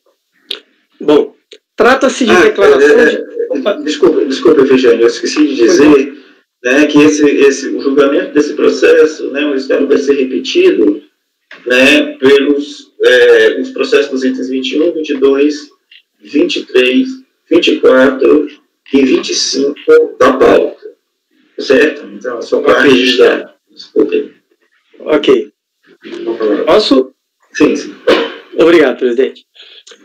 Trata-se de declaração de compensação em que o contribuinte compensou débitos próprios com créditos de CSL, estimativa, decorrente de pagamento indevido ao maior, no valor de R$ 48.500. Período de operação, 30/11/2008, arrecadado em 29 de dezembro de 2008. Despacho decisório não homologou a compensação em razão de o pagamento indicado ter sido integralmente utilizado para a quitação de débito do contribuinte, não restando crédito disponível para a compensação dos débitos informado no PERDECOM. Em sede de manifestação de conformidade, conforme consta da R-decisão recorrida, a recorrente alegou em síntese que a CSL apurada sob o regime de estimativa foi negativa em novembro de 2008, no valor de menos 88.282,50. E o valor efetivamente pago foi de 48.503, o que teria resultado em crédito a recuperar nesse mesmo valor. Então, a argumentação dele vai se centrar em torno disso. Ele vai dizer, olha, eu apurei uma CSL negativa, né, de 88 mil e paguei 48 mil, então eu tenho direito de um valor a repetir. A argumentação dele vai girar em torno disso.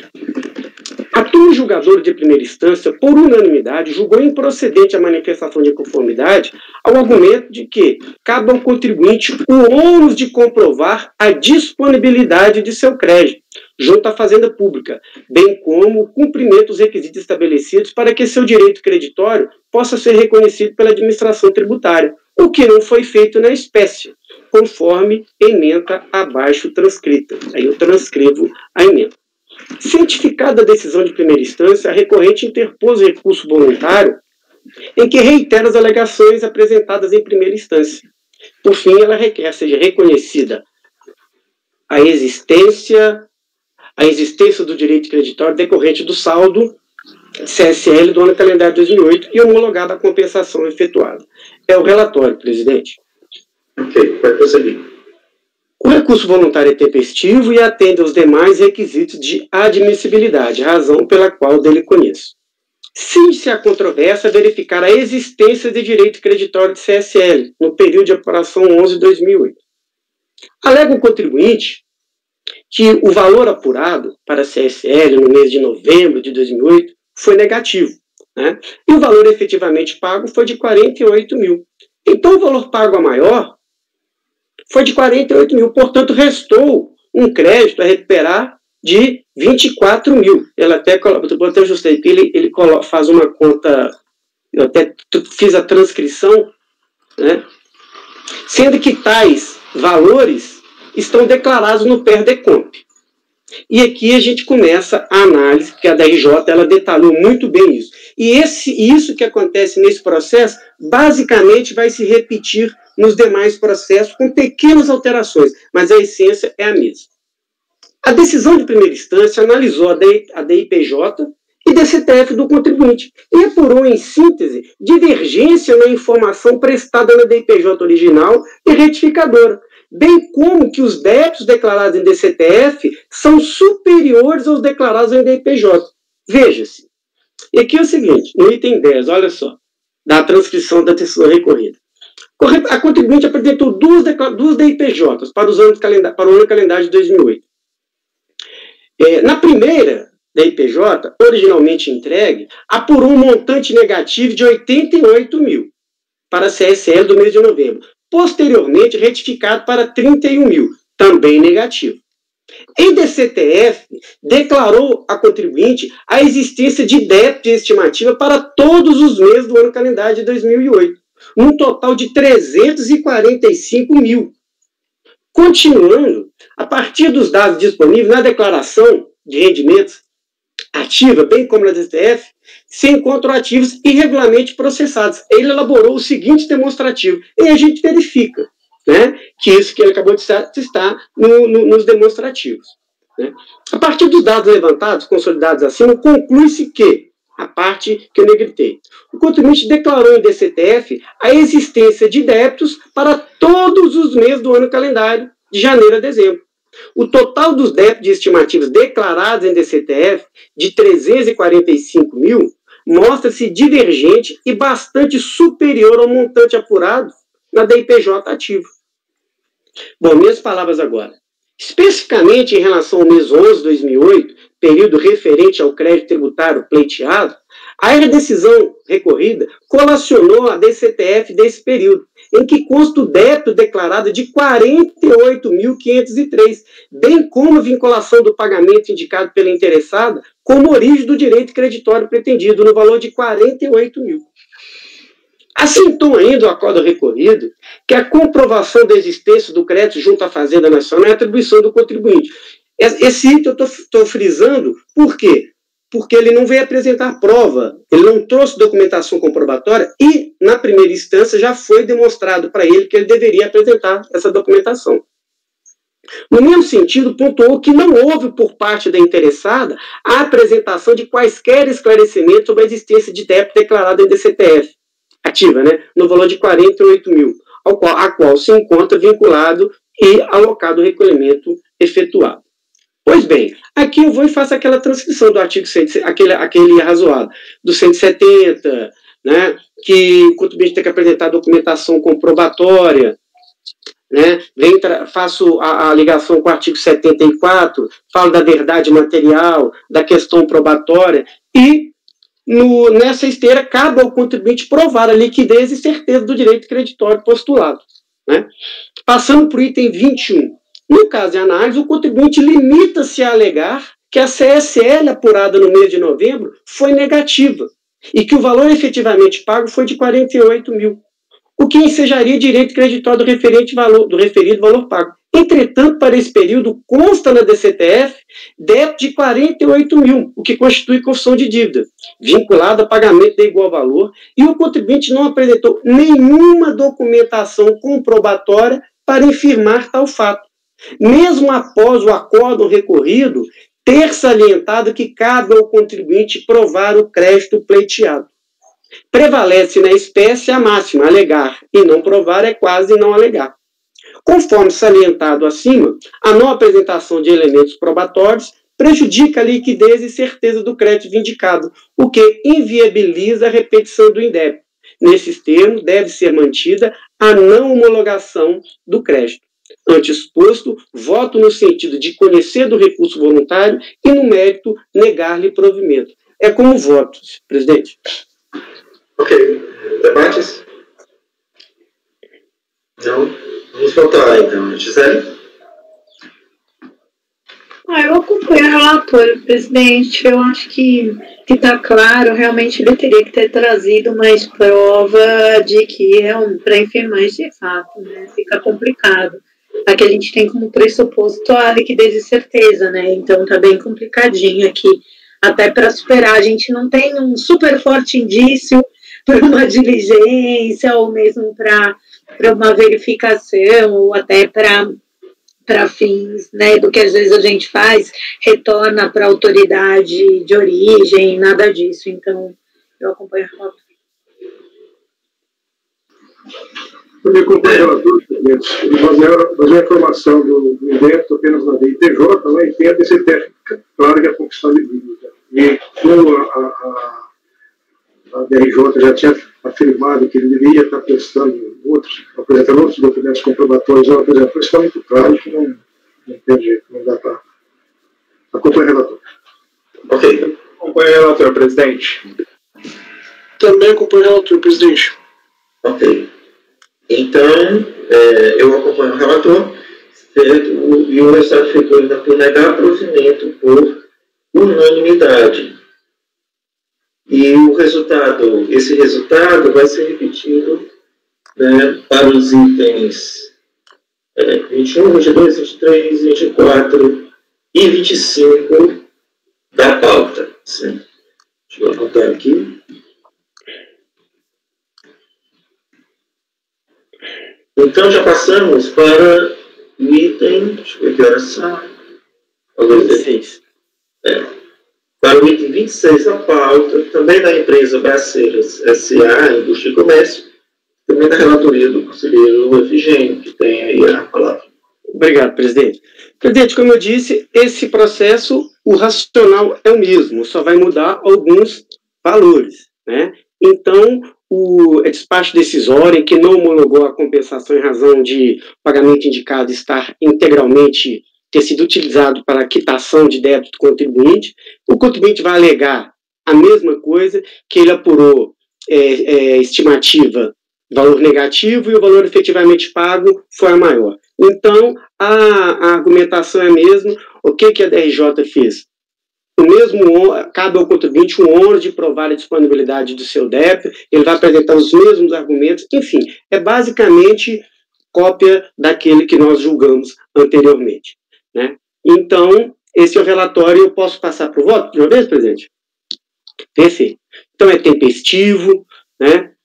E aqui eu trago, já vou direto para aquele item ponto 11, né? O que a DRJ vai apurar, né? O contribuinte apresentou 3 declarações de rendimento para o ano calendário de 2007. Estou no parágrafo 11, né? Fazendo a transcrição da leitura da DRJ. Nas 2 primeiras DIPJ, já retificada por um valor negativo de estimativa para o mês de outubro. Posteriormente, retificado o valor negativo para 18 mil. Em DCTF, declarou o contribuinte a existência de débito de estimativa para o período de outubro. Ou seja, ele declara na DIPJ um valor e na DCTF, que é a confissão de dívida, outra coisa. Então, basicamente, aqueles itens. Passando para as minhas palavras agora no parágrafo 12. Especificamente em relação ao mês 10 de 2007, período referente ao crédito pleiteado, a decisão recorrida colacionou o DCTF desse período em que consta débito declarado de 33 mil, bem como a vinculação do pagamento indicado pela interessada como origem. Assentou ainda aquele mesmo item, que é a comprovação da existência é atribuição do contribuinte e que ela não apresentou quaisquer esclarecimentos. Eu faço aquele arrazoado e, ao final, né, no caso de análise, o contribuinte ele se limita a alegar, não apresenta nenhuma documentação comprobatória, né? Então, nesses termos, eu entendo que deve ser mantida a não homologação do crédito. E aí eu voto por conhecer do recurso voluntário e, no mérito, negar-lhe provimento. É como voto, presidente. A situação fática é bem parecida com a gente não faz prova. Exatamente. Só muda os números, praticamente. De apuração. Então, vamos votar, Gisele. E a DRJ também, né, Efigênio, e o Wilson colocou bem, só uma ponderação, né, Nilson, no fundo, quando ela pede a documentação fiscal e contábil, deixa clara a insuficiência para nós, viu, Wilson, é um ponto que a gente acaba, assim, abrindo mão mesmo, porque daí o contribuinte foi mais do que avisado e teria que trazer recurso voluntário, e aí é inconteste para todos nós, como turma, pelo menos. Só para comentar, então por isso que eu coloco isso no voto, exatamente, para mostrar que a DRJ pediu. Exato. Porque o Efigênio sabe que isso para mim pega muito, e eu só quis esclarecer até para o Wilson, porque ele fez esse comentário e é talvez o grande ponto nosso mesmo. Obrigada e acompanho o relator. Ok. Também acompanho o relator. Como relator também. Com o relator, presidente. Também acompanho o relator, então fica-se negar provimento por unanimidade o resultado, e esse resultado vai ser repetido para o item 27 da pauta, certo? Que está incluído aqui como paradigma, certo? O que a gente votou é paradigma para o item 27 da pauta, então o resultado vai ser repetido. Então, vamos continuar aqui na nossa pauta, o item 28, ainda mais uma vez, né, da empresa Braceiras S.A. Indústria e Comércio, e mais uma vez a relatoria do conselheiro Efigênio, que tem a palavra. Presidente, novamente a questão fática é a mesma, né? Se vocês olharem, então, indo para o meu item 4, qual que é a discussão? Conta desse recorrido que a recorrente alegou em síntese que para o IRPJ, só que lá não discutiu em CSL, aqui é IRPJ. Apurado sobre o regime de estimativa foi negativo, no valor de 18 mil, e o valor efetivamente pago foi 41 mil. A mesma discussão, né? Os mesmos argumentos. Então, se o senhor me permite, eu já passo para o voto. Sim. Ok? Então, a alegação dele é aquela que eu acabei de citar, e a DRJ vai fazer, com pequenas alterações, ele vai fazer vai discorrer sobre tal qual nos anteriores. E no item 13.2 do parágrafo 11, ele fala, declarou em DCTF a existência de débito para todos os meses do ano calendário, de janeiro a dezembro. O total de débito estimativa declarado no DCTF de 935 mil mostra-se divergente e bastante superior ao montante apurado na DIPJ. Né? Então, novamente, comprovação de existência acaba o contribuinte, não houve apresentação sequer de qualquer esclarecimento, né? Trago a minha base teórica e a minha conclusão é a mesma. Não apresentação de elementos probatórios prejudica a liquidez e certeza do crédito vindicado, o que inviabiliza a repetição do indébito. Nesses termos, voto no sentido de conhecer do recurso voluntário e, no mérito, negar-lhe provimento. É como voto, presidente. Ok, então a gente não tem aqui uma distinção fática que altere. Porque o modus operandi foi o mesmo, né? Então, o que aconteceu para a CSL acabou repercutindo lá em 2 períodos e aqui em 2 períodos também para o IR. Ok, então a gente pode ir para a votação, né? Gisele? Acompanho o relator, presidente. Também acompanho o relator, presidente. O relator, presidente. Com o relator, presidente.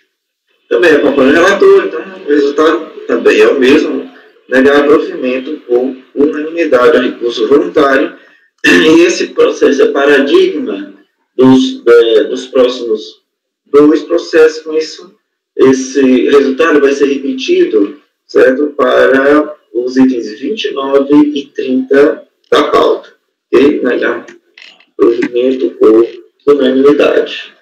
Com isso, nós vamos prosseguir agora para o item 31 da pauta, ainda, mais uma vez, da empresa Braceiras S.A., e mais uma vez, conselheiro Efigênio, que tem a palavra. Presidente, aqui é a mesma coisa. Exatamente. No meu item 4, a gente pode ir lá para o relatório. Quando chego, e aí o relatório é basicamente a mesma coisa, eu transcrevo a decisão da DRJ, os mesmos argumentos, e no voto trago a argumentação da DRJ e falo que ele declarou em DCTF, né? E a mesma orientação, né, aquele chamado, que não houve apresentação de quaisquer esclarecimentos, né, trago o meu racional e, ao final, eu mantenho a mesma conclusão, né, que ele não apresentou documentação comprobatória, então deve ser mantida a não homologação. Então, nesse sentido, eu conheço do recurso voluntário e, no mérito, eu nego provimento, presidente. É como voto, porque a questão fática é a mesma. A questão fática similar, a questão de direito é a mesma também, né? Não temos que debater. Gisele, votar, né? Acompanhe o relator, presidente. Com o relator, presidente. Também com o relator, presidente. Acompanhe o relator, presidente. Também acompanhe o relator, certo? Então, o resultado, mais uma vez, vai ser negar provimento com unanimidade. Bom, esse processo é paradigma para os processos dos itens 32, 33, 34 e 35 da nossa pauta, de forma que o resultado desse julgamento vai ser repetido para esses itens que eu acabei de citar na pauta. Bom, com isso, o próximo item da pauta é o item 36. Agora deixa eu só dar uma acordação 18 horas e 3 minutos, né? Acho que chegou na hora aí do nosso apoio do Alberto. Alberto, você está ouvindo? Sim, presidente. Certo. Então, Beto, eu vou nos dar um pequeno intervalo para te liberar, certo? E a gente vai continuar ainda, né, pessoal? A gente continua um pouco mais, né? Então, a gente vai continuar um pouco mais, certo? Então, eu peço para você encerrar aí a gravação.